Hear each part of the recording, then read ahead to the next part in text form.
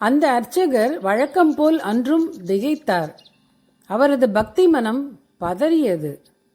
அன்றும் கிருஷ்ண விக்கிரகத்தின் காதோரத்தில் கொஞ்சம் சாணம் அப்பியிருந்தது. யார் செய்கிறார்கள் இந்த அபச்சாரத்தை? நாள்தோறும் இரவு கோயிலை பூட்டிக் கொண்டுதான் வீடு செல்கிறார். மறுநாள் அதிகாலை ஆலய கதவை திறந்து மூல விக்கிரகத்தை பார்த்தால் கண்ணன் திருவுருவத்தில் காதோரம் கொஞ்சம் பசுஞ்சாணம். எத்தனையோ நாட்களாக இப்படி நடந்து கொண்டிருக்கிறது. யாரிடம் போய் சொல்வது இதை? பூட்டிய கோயிலுக்குள் யாரும் நுழையவே முடியாதே. யார் உள்ளே வந்து இப்படி செய்கிறார்கள்? அர்ச்சகர் விக்கிரகத்திற்கு அபிஷேகம் செய்தவாறே, கண்ணா, என் பக்தியில் ஏதும் கோளாரா என கேட்டார். கோயில் பூட்டுக்கு வேறு சாவி கூட கிடையாதே. அதையும் வீட்டில் என் தலைமாட்டில் வைத்துத்தான் தூங்குகிறேன். அப்படி இருக்க எப்படி இவ்வாறு நடக்கிறது? உனக்கு நாள்தோறும் சந்தனக்காப்பு சாத்துகிறேன். காலையில் வந்து பார்த்தால் உன் காதோரத்தில் கொஞ்சம் பசுஞ்சாணம். ஏன் இப்படி என்று அரற்றினார். இரவு கோயிலை பூட்டும் போதுதான் பார்த்தார். நாள்தோறும் வரும் ஒரு மூதாட்டி அன்றும் வந்திருந்தாள். தளர்ந்த தேகம். கிருஷ்ண விக்கிரகத்தை பார்த்தவாறே கண்ணீர் மல்க அமர்ந்திருந்தாள். அவள் முகத்தில் அப்படி ஒரு பரவசம். அர்ச்சகருக்கு மூதாட்டியிடம் விசேஷ பரிவு உண்டு. பல ஆண்டுகளாக தினமும் ஆலயத்திற்கு வருபவள். அர்ச்சகர் பிரியத்தோடு கேட்டார், பாட்டி, இன்று என்ன வேண்டிக் கொண்டாய்? அதுவா, நேற்று என் கண்ணன் நிறைய வெண்ணெய் சாப்பிட்டு விட்டான். அந்த வெண்ணெய் எல்லாம் அவனுக்கு ஜீரணமாக வேண்டும் என்று வேண்டிக் கொண்டேன் என்றாள் பாட்டி. அர்ச்சகர் சிரித்தார். அது இல்லை பாட்டி, உனக்காக ஏதாவது வேண்டிக் கொண்டாயா? எனக்கென்ன வேண்டி கிடக்கிறது இப்போது? போக போகிற கட்டை. என் பிள்ளை கண்ணன் சௌக்கியமாக இருந்தால் போதாதா? ஏராளமான பேர் அது வேண்டும் இது வேண்டும் என்று பிரார்த்திக்கிறார்கள். கண்ணன் வலக்கரம் உயர்த்தி ஆசீர்வதித்துக் கொண்டே இருக்கிறான். அவனது வலதுகை வலிக்காதோ? இவற்றை கொஞ்சம் நிறுத்திவிட்டு ஓய்வெடு என்றால் அவன் கேட்பதில்லை. என் பேச்சை அவன் எங்கே கேட்கிறான்? அவன் பேச்சை தான் கீதை என்று உலகம் கொண்டாடி கேட்கிறது. நான் அவனிடம் எனக்கென்று எதுவும் வேண்ட மாட்டேன். எனக்கு வலக்கரம் உயர்த்தி ஆசி கூறி அதனால் அவன் கை வலி இன்னும் சற்று கூட வேண்டாம். அர்ச்சகர் பாட்டியின் பேச்சை ரசித்து கேட்டார். கண்ணனை எவ்வளவு உண்மையாக நம்புகிறாள் இவள்! படிப்பறிவில்லாத ஏழை கிழவி, ஆனால் எத்தனை பக்தி! நாள்தோறும் என் கண்ணன் காதில் சாணத்தை அப்புகிறவன் எப்படி பக்தி செய்வது என்பதை இந்த பாட்டியிடம் கற்றுக்கொள்ளட்டும். அர்ச்சகர் ஆலய கதவை பூட்டினார். மூதாட்டி கண்ணனை நமஸ்கரித்துவிட்டு தளர்ந்த நடையோடு வீடு நோக்கி சென்றாள். அன்று இரவு அர்ச்சகர் கண்ணனது காதோர சாணத்தின் மர்மம் அறியாமல் புரண்டு புரண்டு படுத்துக் கொண்டிருந்தார். பின் எப்போது தூங்கினார் என்றே தெரியவில்லை. கலகலவென நகைத்துக்கொண்டு கண்ணன் அவரது சொப்பனத்தில் வந்தான். அர்ச்சகரே, உன் பக்தியில் எந்த கோளாறும் இல்லை. என் காதில் ஒட்டிக்கொள்ளும் சாணம் நீங்கள் எனக்கு சாத்தும் சந்தனத்தை விடவும் புனிதமானது. அதன் மகிமையை அறிய இப்பொழுது உங்கள் உடலை விட்டு விலகி சூட்சம சரீரம் அடையுங்கள். மூதாட்டியின் இல்லத்திற்கு சென்று நடப்பதை பாருங்கள். பிறகு மறுபடி உடலுக்கு நீங்கள் வந்துவிடலாம். மறுகணம் அர்ச்சகரின் உடல் கட்டையாய் கிடக்க அவரது சூட்சம சரீரம் வெளியே சென்றது. மூதாட்டி இல்லத்தில் திறந்திருந்த சாளரத்தின் வழியாக நுழைந்தது. அர்ச்சகர் மூதாட்டியின் நடவடிக்கைகளை கவனித்தார். பாட்டி இரவு தாமதமாக உறங்கப் போனாள்.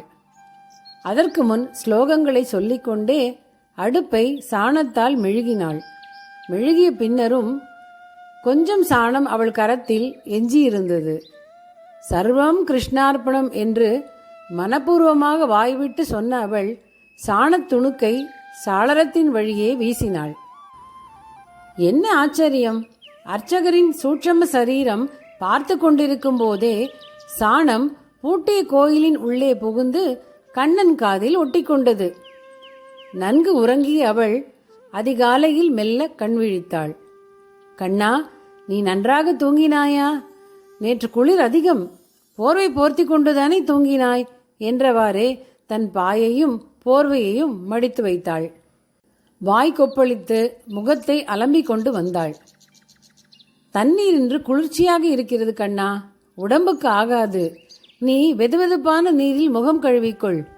இன்று உனக்காக புள்ளி வைத்து கோலம் போட போகிறேன் என்ற பாட்டி கோலமாவோடு வாயிலுக்கு வந்தாள்.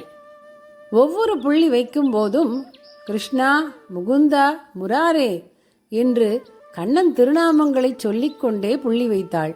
பின் கண்ணனை பற்றிய ஸ்லோகங்களை சொல்லியவாறே இழையிழுத்து கோலம் போட்டாள். தொடர்ந்து மந்திரங்களை சொன்னபடி அடுப்பு மூட்டி சமைக்கலானாள். உறக்கம் கலைந்து எழுந்தார் அர்ச்சகர். நடந்ததெல்லாம் கனவா நனவா? அன்றும் கோயிலுக்கு போனார். கண்ணன் சிலையின் காதுகளில் ஒட்டியிருந்த சாணத்தை பார்த்ததும் அவரது மனம் பக்தியில் நெகிழ்ந்தது. அதை உன்னதமான பிரசாதம் என்று கருதி வாழை இலையில் மடித்து இடுப்பு வேட்டியில் சொருகிக் கொண்டார். அன்று மாலை மூதாட்டிக்காக காத்திருந்தார். ஆனால் அவள் வரவில்லை.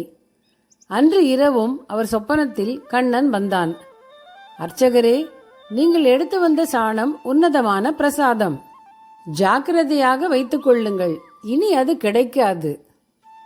ஏன்? வியப்போடு கேட்டார் அர்ச்சகர்.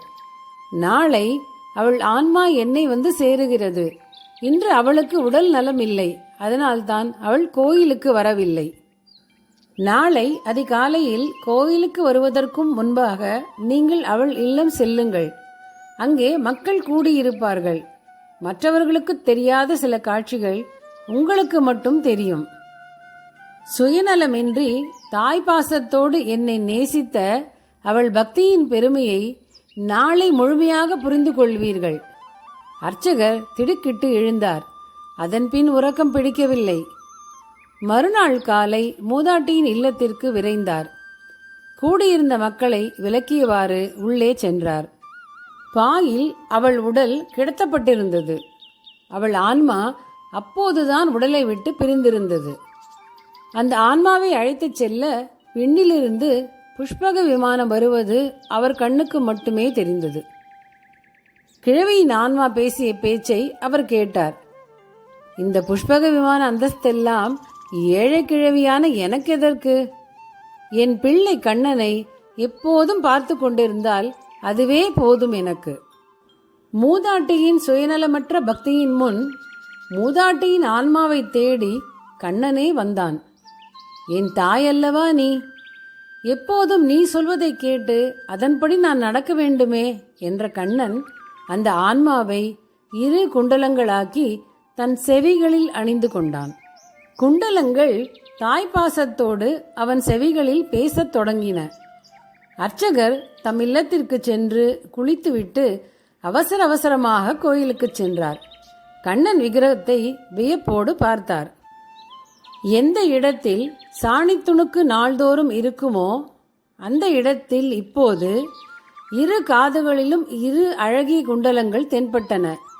சுயநலமற்ற ஏழை கிழவியின் பக்தியை அங்கீகரித்த கண்ணனை வணங்கிய அவரது கண்களில் கண்ணீர் அருவியாக பெருகியது. சர்வம் ஸ்ரீ கிருஷ்ணார்பணம். ஃப்ரெண்ட்ஸ், இது வரைக்கும் இந்த சேனலை சப்ஸ்கிரைப் பண்ணாமல் பார்த்துக்கிட்டு இருக்கிற நீங்கள் இந்த சேனலை சப்ஸ்கிரைப் பண்ணி வச்சுக்கோங்க. பெல் ஐகான் ஆல் பட்டனையும் ப்ரெஸ் பண்ணிக்கோங்க. நான் போடுற எல்லா போஸ்ட்டும் உங்களுக்கு நோட்டிஃபிகேஷனில் அப்போ தான் கிடைக்கும். தேங்க்யூ.